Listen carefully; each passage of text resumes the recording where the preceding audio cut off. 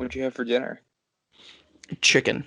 I put Rank's red hot, seasoning. Ranks Fred Hot. Yeah, Rank's Fred hot. That was a nice move by Pipkins, taking it right to the rack himself.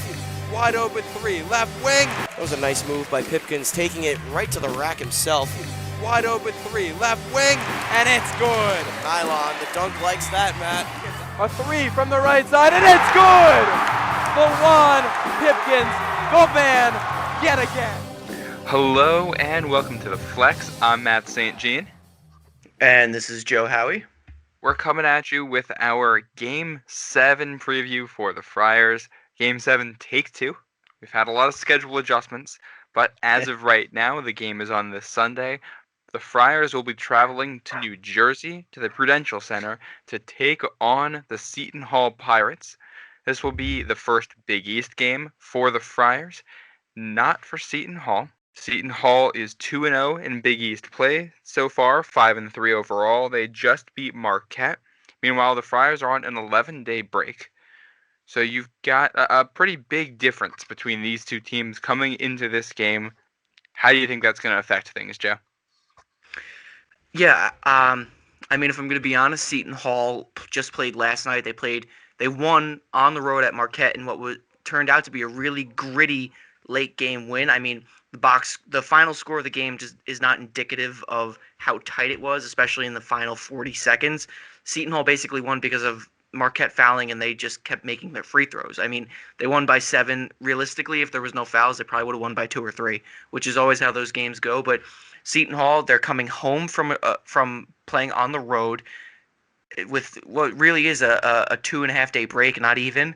Whereas the Friars, who also just played on the road, are coming off an 11-day break where they've been in Providence at home, practicing, resting, making TikToks, the whole 9 yards. Everything you want to do on a break right there. Yeah. We talked in the last episode about how this is like last season. Friars get a break heading into non-conference play. Not a scheduled one this time, but a break nonetheless to settle down and figure things out after another disappointing non-conference schedule.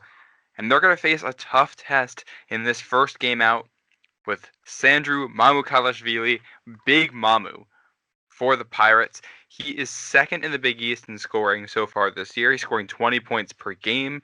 He has more than doubled his assist numbers coming into this one. I mean, what do the Friars do against him? Well, first off, I just want to say Mamu plays the 2. That is my new. I'm coining that phrase for him. That's going to be like my Tim Brando, hello, how do you do, coined phrase. Mamu plays the 2 because this guy's 6'11" and he brings the ball up. I mean, he's not a point guard, but he plays like a 2 guard. And this is also the second point of the starting 5, so my mind is going crazy with all the 2s right now. He's second in the Big East in scoring. The Friars, man, we got to pull a rabbit out of the hat for how to stop him.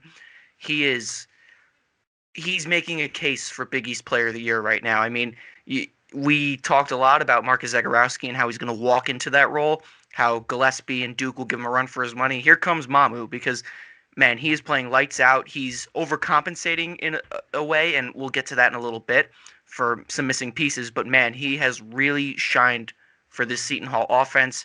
He is doing everything that he needs to do. He just hit a new career high of 6 assists. I mean, you tell me a big man who plays the 4, mind you, is going to dish out 6 dimes? Forget it. That guy is going to the NBA. Yeah. And he's scored double-digit points in all but one game this year. He's hit a 3-pointer in all but one game this year. As a 6'11" guy, he's almost doubled his points from last season, and he's finally healthy.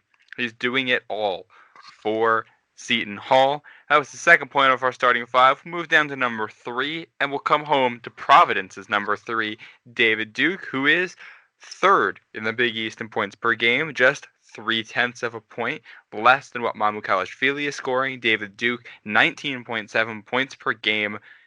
He's had a 28-point performance in the last 2 games. Is Seton Hall going to be able to stop him? No. And I think our number 2 point and our number 3 point work hand in hand quite nicely with this matchup because Providence, we don't have a 6'11" guy that can stop Sandru Mamukalashvili at the 2 through 5 spot. I don't know if But anybody Seton does. Hall, right? Well, that goes to the rest of the country as well. But Seton Hall also doesn't have a 6'5" combo guard that can stop David Duke with his wingspan, his ball handling ability, and his ability to score at will. I mean, I don't know if there's a defensive player on Seton Hall other than Mamu who can really lock up Duke. And if you put Mamu on Duke, well, Nate Watson's going to have a day in the paint. So this is for both coaches. If I'm Kevin Willard and I'm Ed Cooley, I'm scratching my head. How the hell do you guard Mamu and how the hell do you guard Duke? Because these are two players within their respective positions that are playing lights out this season, and either team does not have the personnel to guard them. Yeah, I think you said it all right there. These guys are going to give Big East coaches nuts. I'd love to be a fly on the wall with either Ed Cooley or Kevin Willard trying to design a game plan for this one. Now we're talking about the game on Sunday, but let's go back in time a little bit. Back to 2015. That's the last time that Providence won a game at the Prudential Center. Some stats for you from that one. LaDante Henton, Ben Bentel each scored 21 points. They led the Friars. LaDante Henton actually scored his 2,000th career point in that game. Chris Dunn had 17, and then freshman Isaiah Whitehead for Seton Hall led the team with 13. So lots of different names. Is this a streak that can come to a close? And what does this say about playing on the road in the Big East? So I would like to hope that it's a streak that can come to a close. The past, well, I guess last season, really, the Friars did not play very well in New Jersey, so I'm hoping that this year, we can pick it up and play well there. Just a side note about Isaiah Whitehead. A few years ago at the Big East tournament, I was sitting next to a Seton Hall fan, and it was the game when Seton Hall, I don't think it was the Big East championship, but it was when Whitehead led the Pirates to beat Villanova. This guy kept going, yeah, ish, referring to Isaiah Whitehead. So every time I see that name, I think, yeah, ish. But back to Providence. No, I think Providence, this is only their second true road game of the season. We've traveled, but this is, the true second road game for us. We played very well at TCU. I hope that we can take that momentum, bottle it up, rest it over the 11 days, and that we can pop it back out for this game. I think Ed Cooley talked about this in his radio show. He talked about it in the post-game presser, that he always tells his team, we play well on the road. And I think that's a great mentality that you have to go into, especially in the Big East, where road venues are especially hard to play in. But there's no fans, so regardless, still hard to play on the road. Cooley prides himself on that in Big East play, being able to win those tough games. We saw it last season with some big road wins. Friars hoping to end that streak this Sunday. And we'll wrap up our starting five here with a Seton Hall player to know, and a storyline that we talked about in our season preview. Bryce Aiken, the transfer from Harvard, the guy that was supposed to come in and replace Miles Powell. 6 minutes in to the first game of the season, he sprained his ankle at Louisville. He's only played 20 minutes total this season. He played a little bit against Marquette. But if he can come in as a guy who scored at least 14 points a game every year at Harvard, can he help lift the load off of Mamu Kelashvili? And how much of an impact can he be for Seton Hall if healthy? I think if healthy, he can be a huge impact, because he's essentially going to fill the gigantic hole that Miles Powell has left. But this is a huge dependency on his health, because Kevin Willard said it early on in the season. You and I said it early on in the season. If he's injury plagued, forget it. He's done. He's sidelined, and he's not going to be much of an impact. And we already saw it. He's played just 20 minutes this season. I think, to play 20 minutes and just be starting out conference play now with only 20 minutes under your belt, I think he's going to have a rocky adjustment period, because you don't have the comfort of a non-conference to really get acclimated to the team. I mean, you're injured for all of non-conference, and then you get chucked right into Big East play. I'll bet he comes on in around late January, early February, but I'm expecting him to go through a learning curve right now. The Pirate fans may be getting out of Bryce Aiken what Friars fans got out of Lawan Pipkins, and that it can take a little bit to make that adjustment to Big East level play. But we will find out this Sunday. It's certainly a storyline to watch. Now we're going to go a little bit quicker, lightning round here, and we're going to go off the bench. Joe, what's your off the bench fact for today? So, Matt, you mentioned how LaDante Henton in the Friars' most recent win at the Prudential Center scored his 2,000th point. This upcoming weekend, Nate Watson is poised to score his 1,000th point. He's just 10 points away from scoring his career high of 1,000 points, while averaging just under 20 minutes of playing time for his entirety at Providence. Let's hope that if Nate Watson reaches this career milestone, it will also correlate to another Friars win in the Prudential Center. Yeah, this would be the 51st different player to score 1,000 points for the Friars if Watson can do it, which if he keeps up the pace he will. I'm going to go over to the Seton Hall side for this one and talk about Mamu Kalishvili again. Big Mamu, as I like to call him.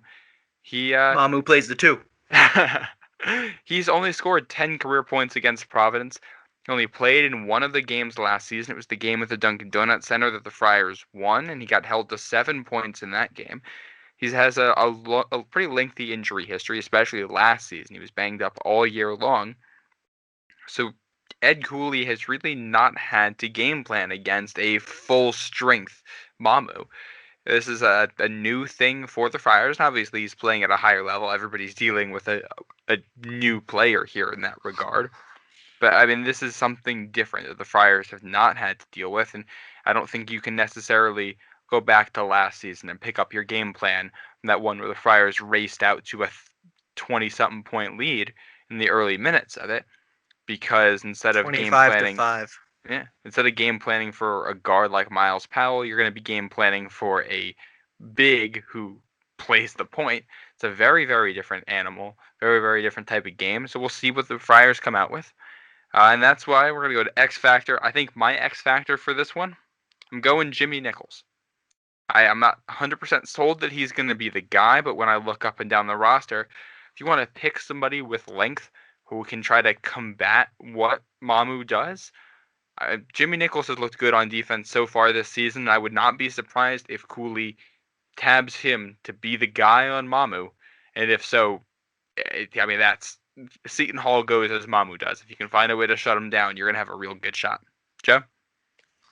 Yeah, Matt, I think you just set the theme for the X Factor. I think today we can call it the XL Factor because Mamu's extra large. I'm going to go similar at the thank you, at the power forward spot with Noah Horkler. I think I also have Jimmy Nichols as a dual X Factor, so I think between Jimmy and Noah, it's going to be the two of them splitting a defensive assignment on Mamu. Because let's not forget, they've got 7-footer Ike Obiagu holding down the paint. So Nate's got his hands full already. Duke, Reeves, Bynum, they got their hands full with the guards. Gant is a little too small to be playing on Mamu, so it's going to come down to Nichols and Horkler. I think the two of them are going to split minutes defensively, and at the end of the game, it's just going to come down to who's scoring and who's doing a better job locking him up. The only thing I don't like about Nichols and Horkler on Mamu is weight, because Mamu, he's a beefy guy. Like, he's not fat, he's not jacked, he's just thick. He's like a lumberjack out of the woods. He is, man, he's tough. I don't even know what to describe him as, but Noah Horkler and Jimmy Nichols are not thick. They're skinny and lanky, but their length will serve as an advantage to them on defense. It most certainly will. Let's go to our starting lineups. Are there going to be any changes made by Ed Cooley coming into this one, or is he going to stick with what he's been sticking with? He's going to stick with what he's been sticking with. I mean, he puts Noah Horkler in the starting lineup at TCU, and we played very well. He's going to keep the mojo. Gant and Nichols will be the 6-man split off the bench, and then other than that, time is up in the air for everyone else. I'm gonna say that he goes back to Gant in this one. I think them putting in Horkler was more of a sign to Gant that he needed to figure things out. I think with a little bit of a break, Cooley might come back to the sophomore and give him an opportunity. I mean, we'll see what happens. I don't think it's going to change the rotation too much. I think Gant's going to play more than Horkler either way, but I wouldn't be surprised if this is the opportunity that Cooley takes to insert Gant back into that starting lineup. I could see it. The only thing that I would use as a counter is that Cooley in the post-game presser after TCU raved about Gant and Nichols' energy coming off the bench. I know Cooley's all about giving different looks, so if he likes that off-the-bench energy from those two, I don't know if he'd want to change that up. But then again, Cooley's an enigma with his starting lineups. That he is. Let's round things out here. Joe, what's your prediction for this one? I think Seton Hall is due for a loss. I think the 11-day break is going to bode well for Providence. It's going to be very tight. I'm expecting high-scoring performances from Duke and Mamu, respectively. I think Providence is going to take it. We're overdue for a win at the Prudential Center, 79-77. I'm gonna play the bad cop to your good cop, and I'm gonna predict Seton Hall to win this one, mostly because I think these are two relatively evenly matched teams, and I think that you're likely to see them split the season series. So I'll give Seton Hall the benefit of the doubt in their own building. They're hot right now. They've won 4 straight. It takes Seton Hall 76-70, but there also is not a result that would surprise me here, really. These are two very talented teams. They both have high-end talent. They've both shown that they can struggle against good teams at times, and there's question marks about both. So I think there's a pretty wide range on how this one can go. But I'm taking Seton Hall at the moment. Any last words, Joe? Yes, just taking a step aside from our own podcast, I'd like to give a shout out to the guys over at Hold That Line, a couple of buddies of mine from home. They had me guest tonight on their podcast to talk about the Friars and Big East basketball and college basketball as a whole. It was a cold call while I was at work, so it was actually an impromptu interview, but it went very well. Had a lot of fun. That's a great podcast to listen to if you like the NFL, if you like just talking sports in general. A lot of good laughs. Brian Forty, Nick Delapizzi, great guys. You can follow them at Hold That Line. We've retweeted them on our Twitter, so go check out their latest episode and make sure to give them a follow. Yeah, be sure to do that. But that's it for us here at the Flex. The Friars will take on Seton Hall this Sunday at 4:30. Once again, that is at the Prudential Center. For Joe Howie, I am Matt St. Jean. Make sure to follow us on Twitter at the Flex Hoops, and thank you for listening. Go Friars!